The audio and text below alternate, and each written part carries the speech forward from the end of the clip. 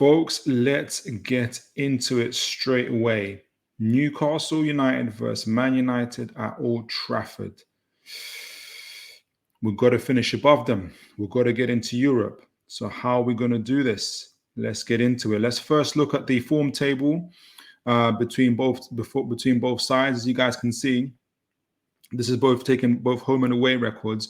Newcastle will be fourth with the last 6 games, with the previous 6 games. Newcastle will be fourth, 1-4, 1 draw, 1 lost, 1 scored 15. Goals against 5. And United not doing too good. They've only won 1 game, drew 3, and lost 2, and conceded 12, and only scored 9. So really, Man United at the moment aren't in the best of forms. However, when you look at the home record in the last 6 games, it hasn't improved too much from Man United either. Although overall they're about 9th in the table in terms of their home record. They don't score a lot. They've only scored 10, and we'll talk a little bit more about that as we do the tactical breakdown. And they've conceded 8.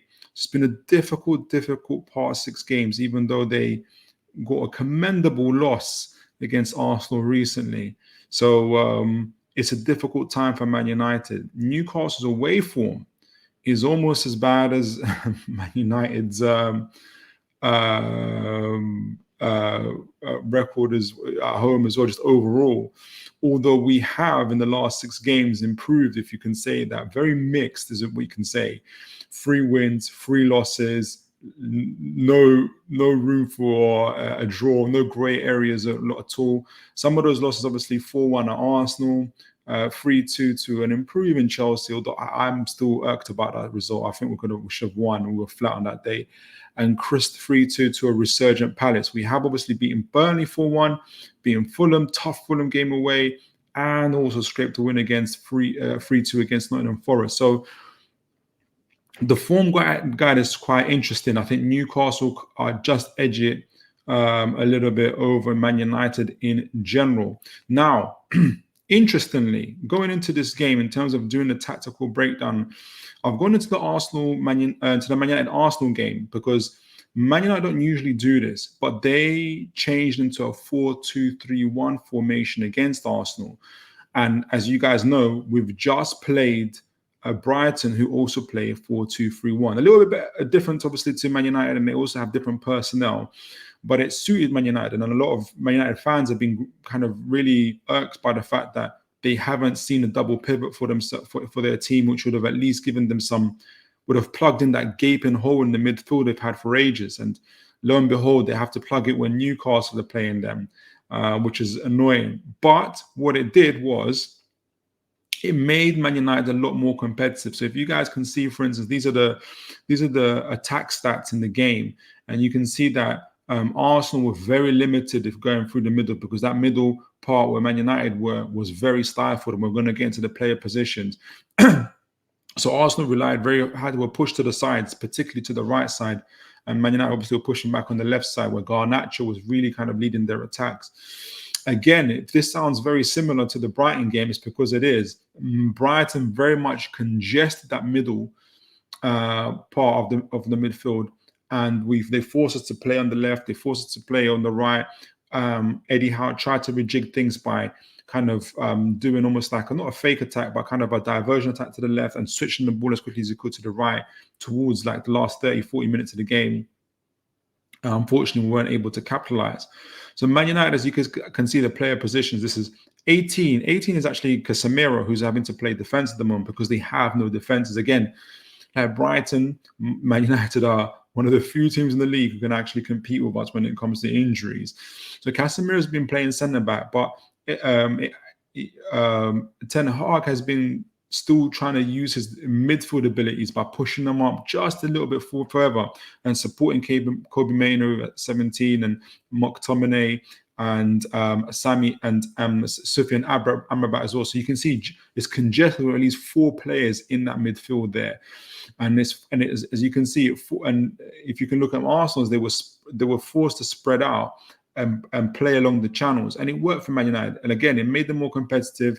They themselves were able to get shots off, although their attack was slightly stunted as well. So they became better for it. It was a functional performance, as somebody might say. Similarly, if we go now to the Newcastle United game, again against the 4-2-3-1. I don't know if you guys can see it. The similar way that Newcastle have had to spread themselves. Obviously, Newcastle are there in the orange and Brighton are there in the blue. Just like Arsenal had to spread their players around and attack the channels, Newcastle too had to do the same. You can see Bruno right there in the middle, a lot of distance in between him.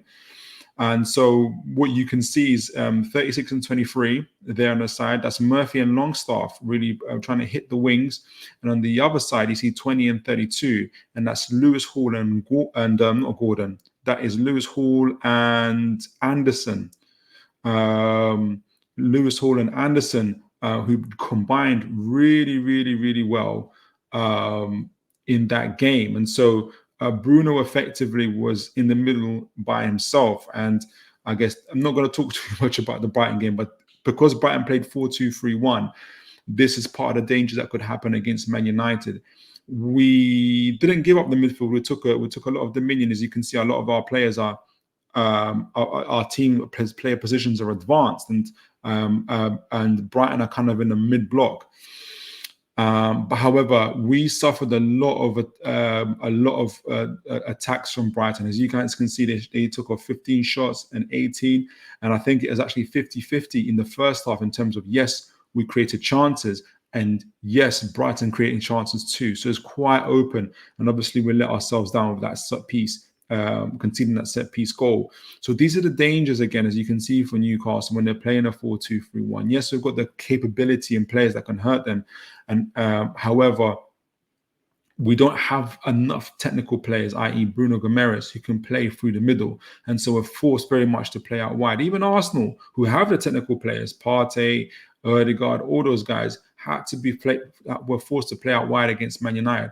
And I see the same thing happening here. And obviously you guys can see Gordon and Isak very much together, playing through that middle and trying to combine. Isak was very much under the weather. It was said that he was ill. And a few players, I think, Gordon played well, but Isak again was under the weather. Wasn't the same Isak as we know. And I hope that this changes for the game. So we've talked about some of the concerns. Let's talk about now what we can do going forward in this Man United game. Some of the concerns, obviously, as we mentioned, is around this 4-2-3-1 and having to play through the channels. And obviously, Brighton is not Man United. Man United is not Brighton. So what would that look like? And my hope is also, let me get you guys some of the tactics going up. My lineup as well, actually. So let me put that on for you. So, all right, brilliant. I think you guys can see that. Excelente. So this is my starting lineup. I'm hoping Wilson makes a return. From what I can read from the comments, he was down to illness and tightness, and maybe he just needed a little bit more days off than usual. And maybe Eddie Howe will bring him. I'm hoping he starts this game because I think it makes a big difference. And I think Isak and Gordon, Wilson can worry about occupying Casemiro and Evans, and Isak and Gordon can play in just behind him and cause absolute havoc.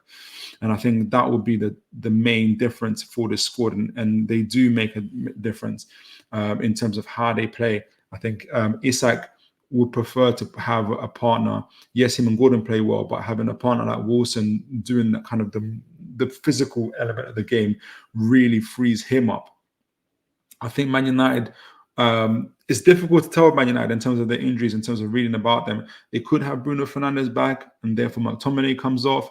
They could also have Lisandro Martinez coming back, and Casemiro then therefore comes off, but then probably replaces Sami Amrabat, and Mainu goes to the left side of the midfield. So it'll be interesting to see. So we're also rumored to have Fabian Schär back, and that will make a heap of difference in terms of how we play out from the back as well.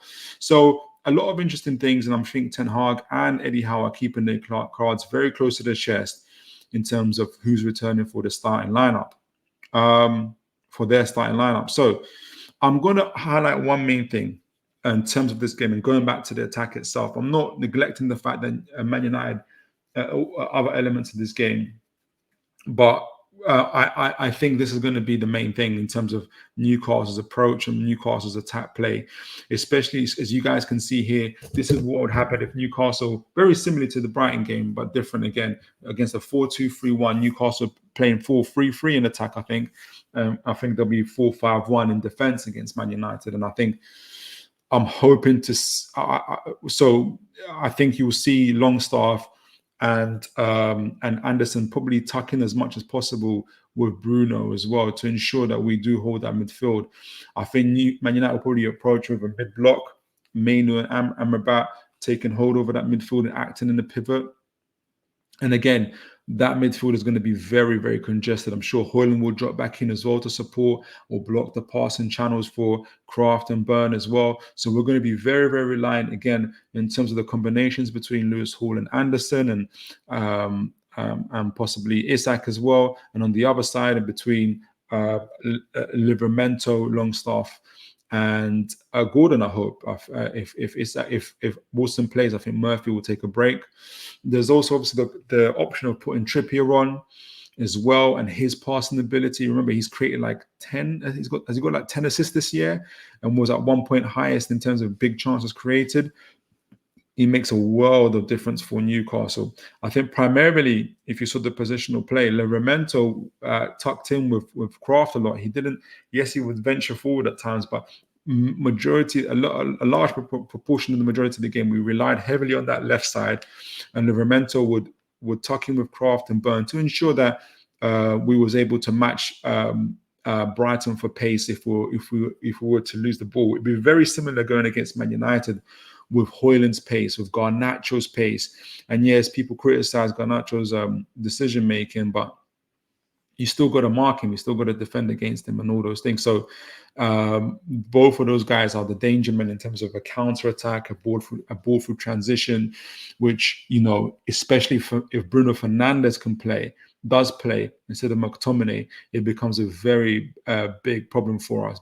Amado Diallo has also showed up for Man United and is yes, again, another one similar to Garnacho, young, good at the dribbling stuff, needs to be more decisive with his passing. So Newcastle are far more, as a team, our youngsters, Livramento, Gordon, Isak, have been playing for a little while, and I'm hoping to see Wilson. I can only say that we're more seasoned and more experienced, and so I hope we'll just take advantage of them. I, again, always want to see Joe Linton play, but I think Elliot Anderson was one of the star performers against Brighton, and I don't see how taking him off. His connection with the play, his duels won were high. His recovery runs were great. His passing accuracies were like 88%, something along those lines. So he doesn't deserve to be taken off, and he's been playing really well. People have been saying take off Longstaff and put Elliot Anderson on the right, Joe Linton on the left. But again, Eddie Howe doesn't like to put square pegs in round holes. He plays players where they want to be played. And I know you can see Gordon on the right and Isak on the left. Just remember in the Burnley game, that was very, very fluid, and they would interchange a lot in the game as well. So they like playing together. So I'm hoping that against Man United, Wilson plays. If he doesn't play, it will probably be Isak through the middle, and Gordon again playing alongside him, Murphy on the right alongside Longstaff. Similar-ish to Brighton. My hope is that the players would learn from the Brighton game in terms of taking their chances. And I think we've got a little bit more options in terms of Joe Linton coming on, hopefully. I think you'll see enough. I think if we see a stalemate situation where we're chasing the game, I think you'll see the likes of Joe Linton and Trippier coming on a lot more sooner to create those chances and take a lot of control over the midfield. I think it's going to be a tight game, guys. I really, really, really do think it's going to be a tight game. But I back Newcastle to win this game 2-1. But let me know what your thoughts are. How should Newcastle set up? Should they change things? Should the personnel change?